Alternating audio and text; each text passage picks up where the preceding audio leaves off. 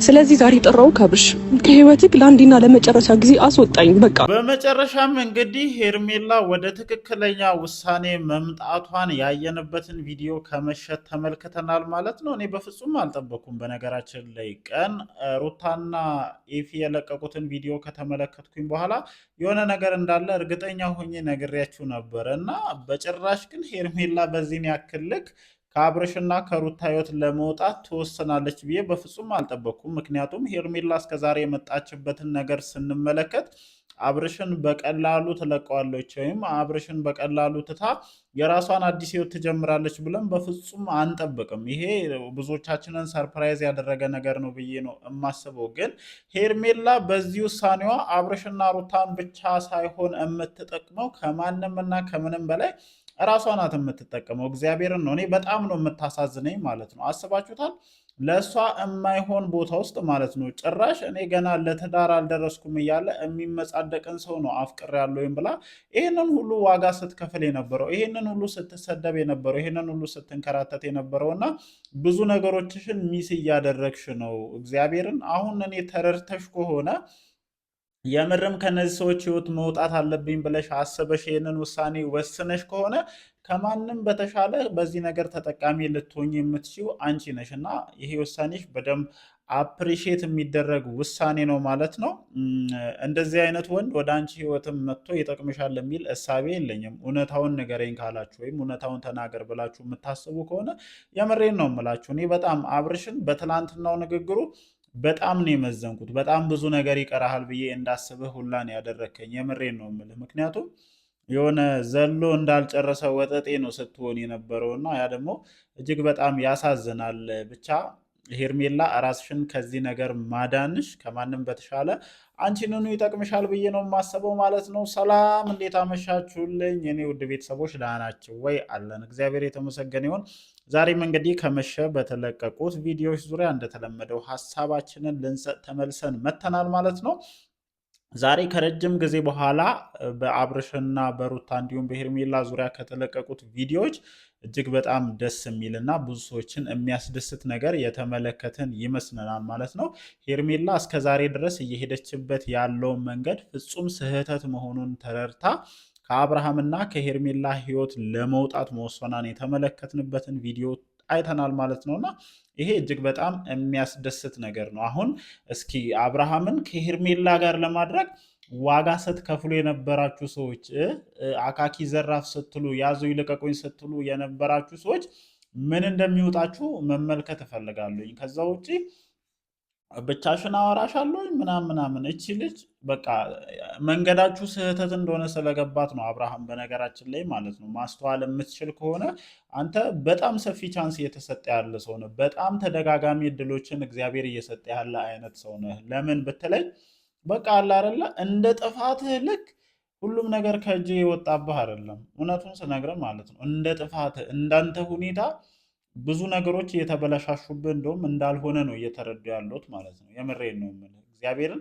አንተ ባጠፋው ጥፋት ልክ አጠገብ ላይ ያሉ ሰዎች እየሸሹ ወይም ጥፋተኛ መሆንን እያሳዩህ እንዳልሆነ ነው እየተረዱ ያሉት። እንደውም አንተ ትክክል ነኝ የማደርገው ነገር ሁሉ ልክ ነው ብለህ እንድታስብ ጭምር ነው እያደረጉህ ያሉህና አሁን እኔ እነዚህ ሰዎች ምን እንደሚሆኑ ነው ማየት የምፈለገው። እስኪ ስታሽቃብጡ የነበራችሁ ገና ለገና አብርሃም ከሩታ ጋር አይታረቅም ከሄርሜላ ጋር ነው የሚሆነው ብላችሁ አብርሃምን ከሄርሜላ ጋር ለማድረግ ዋጋ ስትከፍሉ የነበራችሁ ሰዎች፣ ሩታን እንደ ጠላት እንድትታይ ስታደርጉ የነበራችሁ ሰዎችን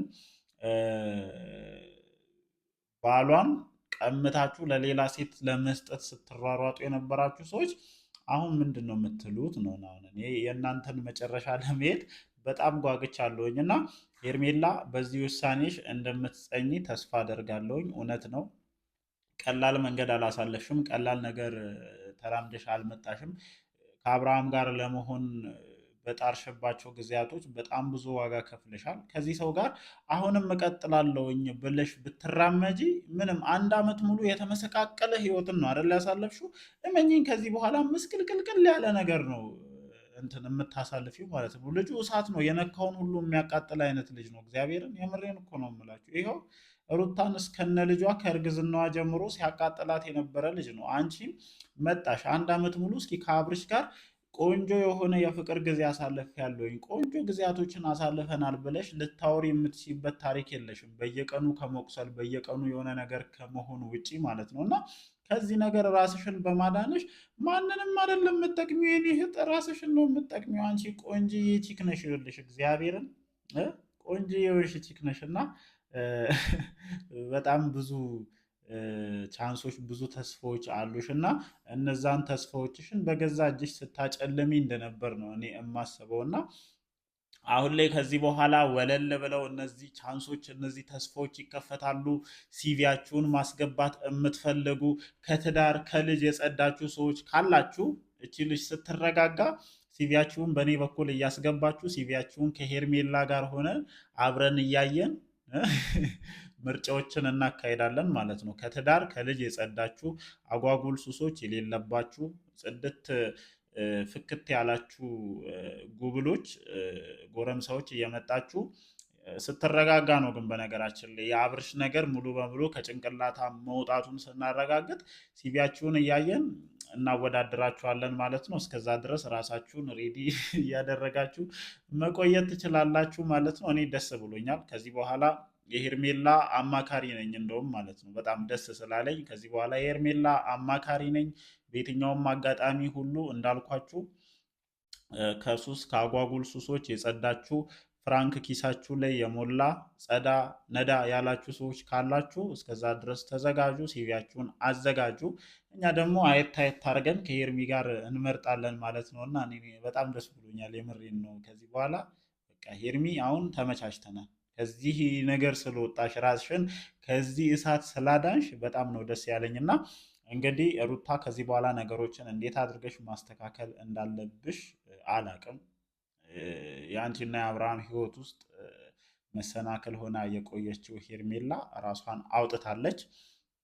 ይህንን ልጅ እንዴት አድርገሽ ወደ መስመር ማምጣት እንደምትችይ አይሚን ከባድ የቤት ስራ እንዳለብሽ ነው እንደኔ የሚሰማኝ ማለት ነው። ምክንያቱም አብርሃምን በተመለከትንበት አይነት ሁኔታ ቦርቆ የጨረሰ ልጅ አይደለም። በቃ እኔ እኮ ለትዳር አልደረስኩም አለ እኮ እግዚአብሔርን። እናንተ አፉን አውጥቶ እኔ በጣም ነው ሳቄ። አግብቶ ወልዶ ለትዳር አልደረስኩም ይላል አንዳንዴ። እሺ በቃ የተወሰነ ጊዜ ሰጠውና ይሄ ልጅ ቦረቅ ቦረቅ ብሎ ይምጣ። የምሬን እኮ ነው። 1 ወር በቃ ቦርቅ ምናምን ብለን እኮ ብንለቀው የሆነ ስልችት የሚለው ምናምን ነገር ነው የሚመስለኝ። እና ለማንኛውም ዛሬ የተመለከትኩት ቪዲዮ ቀልዱ ቀልድ ነው።